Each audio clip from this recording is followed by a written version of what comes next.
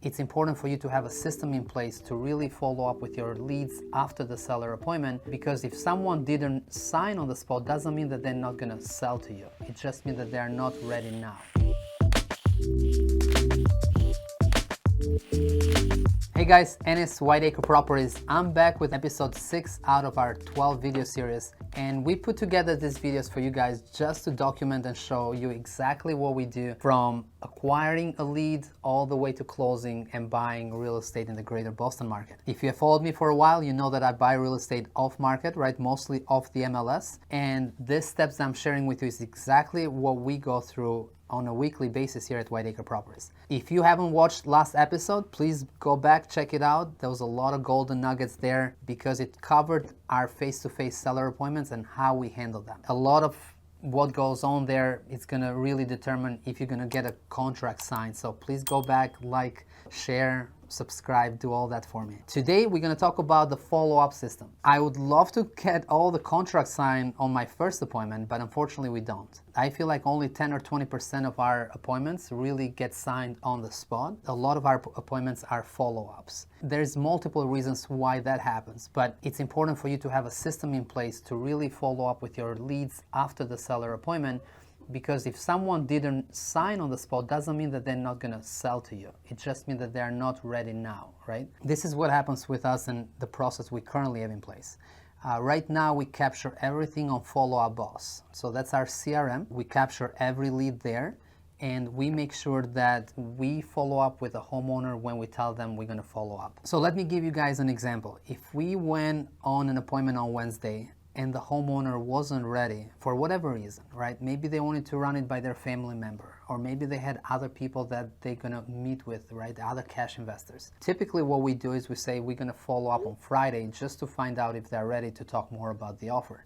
But you need to put that on CRM so you don't forget. And we do that, we get a reminder on our phone or our email that we gotta call John to follow up on our offer. Otherwise, things fall through the cracks. So that's why it's super important to have a CRM system where you capture leads. And they are very inexpensive nowadays. When I started out a few years back, I didn't have a CRM per se. We just used an Excel file. And that was fine. That was fine for a while until I got to 100 or 200 people on that list.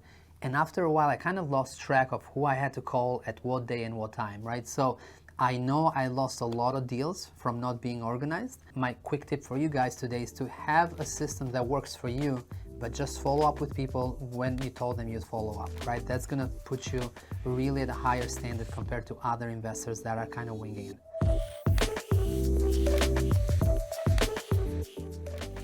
So there is a couple ways how to think about follow-up. One is short-term follow-up right after the appointment. Typically, if you didn't get a cash offer signed on the spot during the appointment, you want to get yourself in the door maybe in a few days, right? If the seller is not ready then, you want to be able to go back, address any questions, but then get the contract signed. So we call that short-term follow-up. That's top priority for us. It's always on our daily to-do list to make sure that nothing gets dropped, because that's the moment that the seller is going to make a decision, right? So that's, for us, it's text message, call, email. Make sure we have our communication open with the seller, hopefully to get a contract signed. If they accept another offer from someone else, doesn't mean that we give up on that person, right? Or on that homeowner. We just create a different plan, and we have this long-term follow-ups. Typically we reach out in 30 days. Hey John, I know you went pending with another buyer.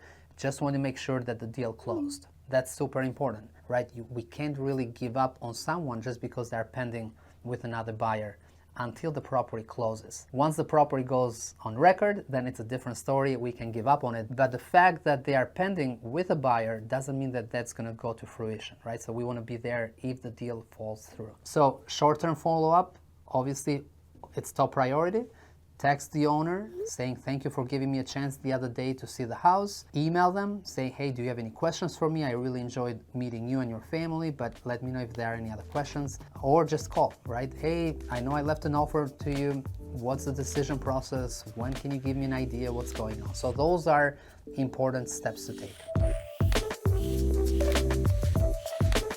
Let me explain to you guys how we actually handle the follow-ups on our end at Whiteacre. Typically, if we didn't sign a deal on the spot, right after the appointment, within a day or two, we send a handwritten thank you card. That's the first thing we do. We do that. One is to keep building on that rapport with the seller, and two, for thanking them for their time, right? They met with us. They could have met with anybody, in the community of real estate investors in Boston, but they gave us time, so we thank them for that. And it's a nice gesture that's going to put us on a different group of people because we took the time to thank them. So again, building rapport, sending these thank you cards, you're going to keep doing that even after the appointment. The other thing that's super important is to actually go back on the CRM, and we do this right away, to put notes about the appointment. I met with John today at 2 o'clock.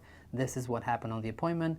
John wasn't ready to make a decision because, right? So we take all those notes because we want to make sure that we document everything we're doing. And we're going in multiple appointments, so sometimes we forget, right? So having everything in writing in the CRM, it's great. The other thing that we put on the CRM is the link to the photos. We take a lot of photos as we go through the house. We want everybody in the office to have access to the photos if we need to. So we put that on the CRM. So we keep it all organized. Our CRM that we use, again, is called Follow Up Boss, and it allows us to capture all the notes, the emails, the names, the phone numbers, all that happens, right? But the most important part that I like is that we create a task to follow up with the seller. If I walked away from the appointment saying, John, I'll give you a call Friday to catch up with you and to pretty much understand where you're at with the offer, I'm going to create a task on our Follow-Up Boss CRM to get reminded on Friday. So that's how we handle it. We want to be organized so nothing falls through the cracks. And sellers love it because they see that we are responsible and we are willing to work with them, right? And we're calling when we say we're going to call. However, there are certain appointments that sellers are meeting with different people, right? Most of the times, especially in the real estate market that we are currently in, the homeowner is meeting with different cash investors. They're meeting with us and our competitors. If they tell us that on the appointment, then at that point, we pretty much ask them straight out, hey, if we give you a cash offer based on the number you're looking for, are you willing to sign with us today? A lot of times they say, no, I'm not actually ready yet because I'm going to meet with 2-3 other people. And we say, okay, that's fine. At that point, we don't give them a cash offer. And the reason why we don't do that is because we really don't want them to shop our offer around. And that happens quite a bit. You'd be surprised how many people will get our offer and then show it to the next investor and say something along the lines of, hey, can you do better than this, right? So we don't give them a cash offer. However, we tell them, look, we would love to work with you. Would you be willing to let us come last? So you can meet with everybody, look at their offers, and give us a chance to give you a final price. And we love that way better than leaving our cash offer behind. That way we don't get shopped around and we get a higher chance of getting a deal closed. Because if we go last, then we can see what other offers are on the table, but also because at that point the seller is ready to make a decision and he knows what everybody else is offering, right? So they have the numbers and they can make the decision at this point. So we want to be there. Hopefully we can afford this price. This is the best way to handle multiple buyer situations. Let me give you guys a quick tip for today. Try to do a lot of your sale process face-to-face. I know that a lot of times you're going to have to follow by text message, by email, by phone call, but if you get a chance to go back and meet a homeowner face-to-face, please do that. Building rapport face-to-face is the best way, and don't be lazy, right? It's easy to just send a quick text and try to follow up that way, but if you can get it back into their house a second time or a third time to make sure you get that contract signed, go do that. We try to do it. A lot of sellers, sometimes they don't want us back in the house, right? So you got to find your way. Sometimes we say, hey, can I bring my contractor back to look at the property one more time just to make sure I can get some numbers together and maybe I can offer more. One of our acquisition managers, sometimes if they know they're going to go back for a second time, they leave something behind, and that's maybe a way to get back, like leaving a folder or a bag that gives them a way to get back in. So there's multiple creative ways to really figure out how to get back in touch with the seller, but doing it face-to-face is huge. It's super important. The other thing I wanted to mention is that most of the deals we are closing on at Whiteacre